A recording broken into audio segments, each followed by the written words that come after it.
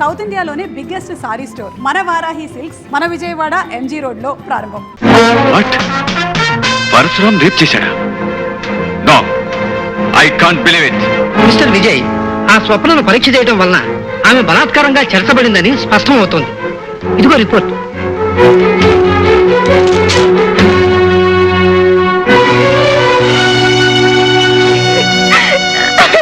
స్వప్న, ఊరుకోమ్మా, ఊరుకో. చూడండి ఇన్స్పెక్టర్ బాబు, పశువు పాడు చేసిన పూల మొక్కలాంటి నా చెల్లెలు స్వప్న బ్రతుకు చూడండి. స్వప్న, ఏం జరిగిందో చెప్పు. పెళ్లి చేసుకొని అందరిలో కాపురం చేయాలని కళ్ళగని నా బతుకుని నాశనం చేశాడు ఆ పరశురాం. రాక్షసులా మా కొంత మీదకి వచ్చి బలవంతగా నన్ను ఎత్తుకుపోయి నాకీ గతి పట్టించాడు బాబు. ఏడవకమ్మా స్వప్న, ఏడవకు. ఈ లోకంలో ఇంకా న్యాయం బతికుంటే కాకి బట్టలు వేసుకుని ఈ పెద్ద మనుషులు నిజాయితీగా చట్టాన్ని రక్షించే వాళ్ళైతే ఆ పాపిష్టి వాణ్ణి శిక్షించే తీరుతారమ్మా.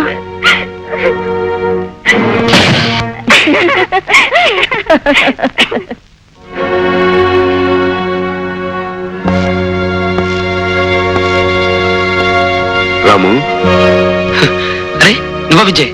ఏమిటి ఇలా వచ్చావు? కమాన్ విజయ్, ఏమిటి ఎలా ఉన్నావు? ఏం జరిగింది? జరగకూడని సంఘటన జరగటం వల్ల నేను ఇక్కడికి ఆఫీసర్గా రావటం జరిగింది. రాము, ఇప్పుడు నువ్వు నాతో రావాలి. స్నేహితుడు ఆప్యాయంగా రమ్మంటే తప్పకుండా వస్తాడు ఈ పరశురాం. ఇంతకీ ఎక్కడికి విజయ్? పోలీస్ స్టేషన్కి. పోలీస్ స్టేషన్ కా? ఎందుకు? అరెస్ట్ చేసి పోలీస్ స్టేషన్ తీసుకెళ్ళడానికి వారెంట్తో సహా వచ్చాను. విజయ్, ఈ పరశురాం ఇంట్లో అడుగుపెట్టి ఈ పరశురాం ఎదురుగా నుంచుని వారెంట్ పేరుతో బెదిరించి అరెస్ట్ చేయడానికి వచ్చిన మొట్టమొదటి పోలీస్ ఆఫీసర్వి నువ్వే విజయ్, నువ్వే. సారీ రాము, నేను ఇక్కడికి వచ్చింది నిన్ను బెదిరించడానికి కాదు, నా బాధ్యత నిర్వర్తించడానికి. ఐసి, ఏ నేరం కారణంగా అరెస్ట్ వారెంట్ తీసుకొచ్చావు? ఒక ఆడపిల్లను మానభంగం చేసినందుకు. నేను మానభంగం చేయటమా? అవును, స్వప్ననే అమ్మాయిని బలవంతంగా ఎత్తుకొచ్చి ఆమె ఇష్టానికి వ్యతిరేకంగా నువ్వు అని ఎవరన్నారు? చూసిన సాక్షులు చెప్పారు. బలాత్కరించబడిన స్వప్న చెప్పింది. ఆ సాక్షులు అబద్ధం చెప్తున్నారు, ఆ స్వప్న కూడా అబద్ధం చెప్తుంది. ఇదంతా కావాలని కల్పించబడ్డ కట్టు కదా. నేను వెంటనే స్వప్నను చూడాలనుకుంటున్నాను. అందుకు అవకాశం లేదు రాము. ఇక ముందు నువ్వు స్వప్నను కలుసుకోబోయేది లాయర్ల సమక్షంలో కోర్టులోనే. Get out Vijay, get out.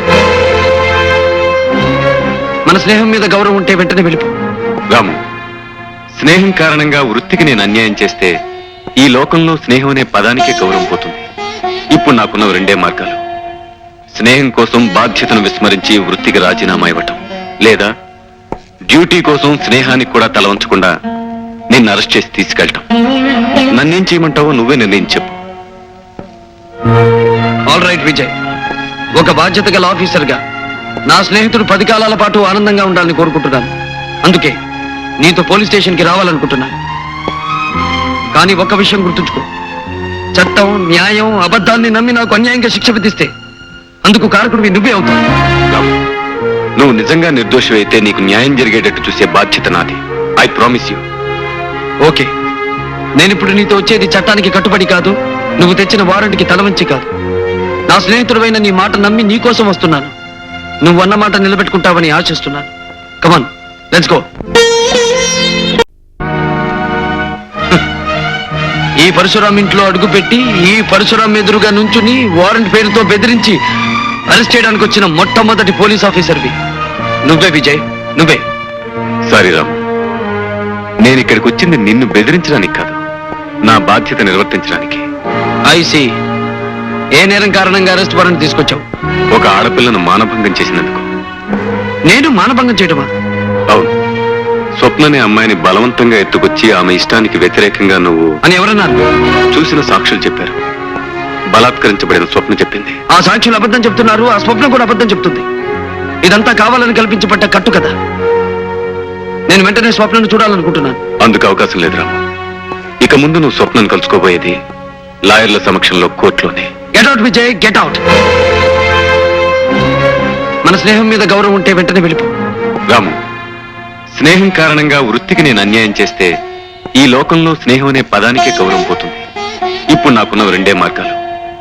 స్నేహం కోసం బాధ్యతను విస్మరించి వృత్తికి రాజీనామా ఇవ్వటం, లేదా డ్యూటీ కోసం స్నేహానికి కూడా తల వంచకుండా నిన్ను అరెస్ట్ చేసి తీసుకెళ్ళటం. నన్నేం చేయమంటావో నువ్వే నిర్ణయం చెప్పు. ఆల్ రైట్ విజయ్, ఒక బాధ్యత గల ఆఫీసర్గా నా స్నేహితుడు 10 కాలాల పాటు ఆనందంగా ఉండాలని కోరుకుంటున్నాను. అందుకే నీతో పోలీస్ స్టేషన్కి రావాలనుకుంటున్నాను. కానీ ఒక్క విషయం గుర్తుంచుకో, చట్టం, న్యాయం, అబద్ధాన్ని నమ్మి నాకు అన్యాయంగా శిక్ష విధిస్తే అందుకు కారకుడివి నువ్వే అవుతావు. నువ్వు నిజంగా నిర్దోషమైతే నీకు న్యాయం జరిగేటట్టు చూసే బాధ్యత నాది. I promise you. ఓకే, నేనిప్పుడు నీతో వచ్చేది చట్టానికి కట్టుబడి కాదు, నువ్వు తెచ్చిన వారెంట్కి తలవంచి కాదు. నా స్నేహితుడైన నీ మాట నమ్మి నీ కోసం వస్తున్నాను. నువ్వు అన్న మాట నిలబెట్టుకుంటావని ఆశిస్తున్నాను. కమాన్, లెట్స్ గో.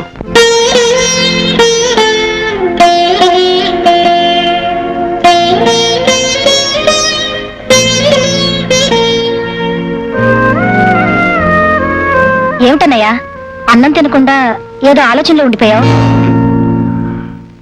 ఏం లేదమ్మా, ఏం లేదు. ఏమీ లేదని ఒక్క మాట అన్నంత మాత్రం సరిపోతుంది అనుకున్నారా? ఈ మధ్య మీరు ఏ రోజు సరిగ్గా కడుపు నిండా భోంచేశారు, కంటి నిండా నిద్రపోయారు. రాత్రి మగళ్ళు ఆలోచనతో పిచ్చివాళ్ళ తయారవుతున్నారు. దీనికి అంతటి కారణం ఆ పరసామేగా. లక్ష్మి, వాణ్ణి మాట అంటేనే తప్పంటారా? నీకు మనశ్శాంతి లేకుండా చేసేవాడిని ఏమన్నా తప్పులేదు. తప్పులు చేయటమే వృత్తిగా పెట్టుకున్న మనిషి గురించి, చట్టం పట్టుకోవాలనుకునే మనిషి గురించి మీరెందుకంటే ఆలోచించడం? అలాంటి నేరస్తుని మర్చిపోవాలండి. లక్ష్మి, ఏ మనిషి అమ్మ కడుపులోంచి నేరస్తుడిగా ఈ లోకంలోకి అడుగు పెట్టడం? కాలమనే ప్రవాహంలో, విధనే తుఫాన్లో చిక్కుని చుట్టూ ఉన్న మనుషులు, పరిస్థితులు కారణంగా నేరస్తుడవుతాడు. పాపం పరశురాం కూడా అలాంటి దురదృష్టం. పరశురాం నేరస్తుని అరెస్ట్ చేసి బహుమానాలు, బంగారు పథకాలు పొందిన మీరు నేరస్తుని వెనకేసుకొస్తారెందుకు? ప్రతి క్షణం అతనే తలుచుకుంటారెందుకు? లక్ష్మి, ఈ విజయ్ జీవితంలో అనుక్షణం పరశురాం పేరే తలుచుకుని తీరతాడు, తలుచుకుని తీరాలి. ప్రాణం పోయే ఆఖరి క్షణంలో కూడా ఈ విజయ్ గుండెల్లో మారుమ్రోగే పేరు పరశురామే.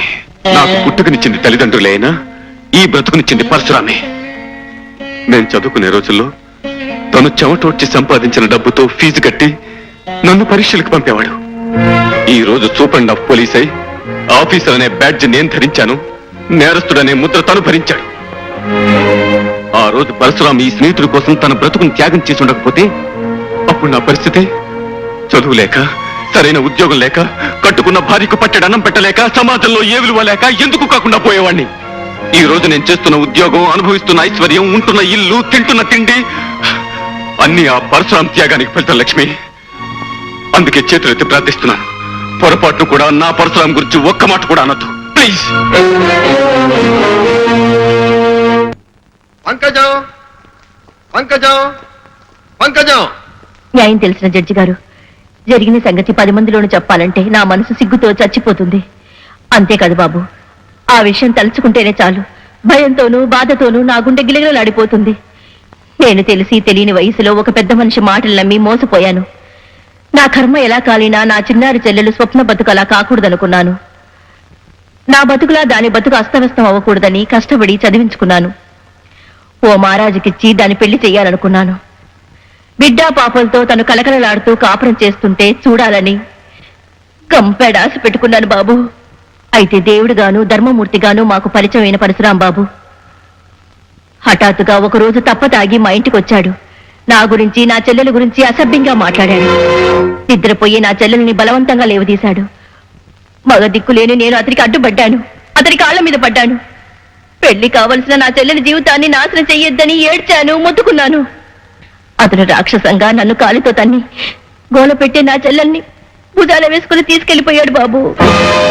ఆపై జరిగిన దారుణాన్ని ఒక ఆడదానిగా ఎలా చెప్పగలను బాబు, ఎలా చెప్పగలను? ఆ రోజు బాగా చీకటి పడింది సార్. నేను నా ఫ్రెండ్స్ తో ఓ పార్టీకి వెళ్లి కారులో తిరిగి వస్తున్నాను. సరిగ్గా పంకజం ఇంటెదురుగా ఉన్న కిళ్ళీ కొట్టు దగ్గరికి వచ్చేసరికి నా కిళ్ళీ వేసుకోవాలనిపించింది. కారు దిగానో లేదో ఏడుపులు పెడబబ్బులు వినిపించాయి. ఏమిటా అని తల తిప్పి చూసేసరికి ఈ పరశురాం తాగిన మైకంలో ఓ అమ్మాయిని భుజం మీద వేసుకుని కారు ఎక్కుతున్నాడు సార్. అమ్మాయితో కారు ఎక్కేస్తున్నాడు అన్నారు కానీ ఇంతకీ మీరు అమ్మాయిని గుర్తుపట్టగలరా? దీపం వెలుగులో స్పష్టంగా కనిపిస్తే ఎందుకు గుర్తుపట్టలేను సార్. ఆ అమ్మాయి ఎవరో కాదండి, పంకజం చెల్లెలు స్వప్న. నేను భయంతో ఉనికిపోతూ అరిచి అరిచి సొమ్మసిల్లిపోతున్న సమయంలో ఆ నీచు నన్ను కారులో పడేశాడు. స్పృహ వచ్చిన నన్ను తన ఇంట్లో మంచం మీద పడేసి చేతులెత్తి మొక్కినా గొంతెత్తి ఏడ్చినా వినిపించుకోకుండా నన్ను దారుణంగా రాక్షసంగా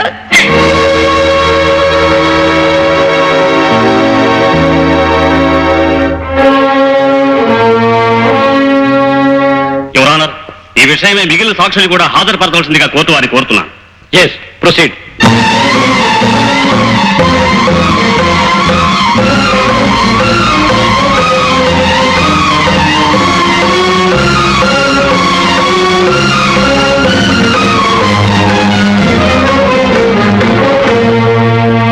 ఇప్పుడేమంటారు బాస్? కోర్టులో జరిగిన అబద్ధపు నాటకం ఇప్పటికైనా మీకు అర్థమైందా? లంచాలకు మనుషులు అమ్ముడిపోయారు, డబ్బుతో చట్టం నోరు కట్టేయబడింది, అబద్ధాలు న్యాయస్థానం శ్రద్ధగా వింటోంది. కేశవ, తప్పుడు సాక్ష్యాలకి, అబద్ధపు ఫిర్యాదులకి, అన్యాయపు ఆరోపణలకి నేనేం భయపడను. చివరికి న్యాయమే గెలుస్తుంది. ఎందుకో తెలుసా? విజయ్ నా తరఫున నిలబడతాడు కనుక అని మీరు అపోహపడుతున్నారు బాస్. ఆ కాక్షి బట్టల పెద్ద మనిషి కూడా కరెన్సీకి అమ్ముడిపోయాడు. కేశవ, అవును బాస్, మీకు ప్రాణం పెట్టే మనిషి అయితే ఆ విజయ్ మీ ప్రాణాలు రక్షించడానికి ఎందుకు ప్రయత్నించలేదు? మీ నిర్దోషం నిరూపించడానికి ఒక్క సాక్ష్యమైనా ఎందుకు సంపాదించలేదు? ఆ విషయం అడగాలైనా పెద్ద మనిషిని కలవడానికి వెళ్తే కలుసుకోకుండా పొమ్మని ఎందుకు కబురు చేశాడు? కనిపించినప్పుడు మాట్లాడబోతే సూటిగా నా కళ్ళల్లో చూడకుండా మొహాన్ని ఎందుకు చాటు చేసుకున్నాడు? బాస్, గుండెల నిండా అన్యాయం నిండున్న మనిషే కళ్ళల్లోకి చూడలేడు. తప్పు చేసిన మనిషే మొహం చాటేసి తప్పుకుంటాడు. అలాంటి మనిషికి స్నేహం అంటే విలువ ఉండదు, స్నేహితుడంటే లెక్క ఉండదు. కేశవ, నువ్వు చెప్పేది నిజమా? నీ అన్నం తిని బ్రతికే మనిషిని నీతో అబద్ధం చెప్పదు. అబద్ధం చెప్పి మాతో సహకరించినందుకు నీకు 20,000, 20,000, 20,000. స్వప్న చెప్పిన విషయాలను నిజం అని నిరూపించిన సాక్షుల సాక్ష్యాన్ని బట్టి, ఆధారాలను బట్టి, డాక్టర్ రిపోర్టు బట్టి దోషి పరశురాం స్వప్నను బలాత్కరించి పాడు చేసినట్టుగా నిర్ధారణ అయింది.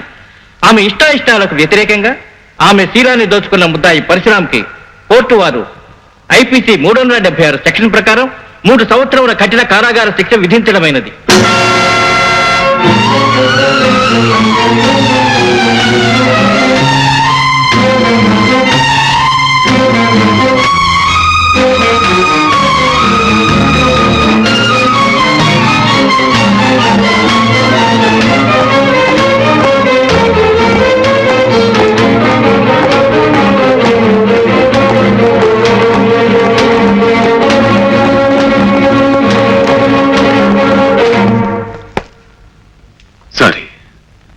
సారీ రాము.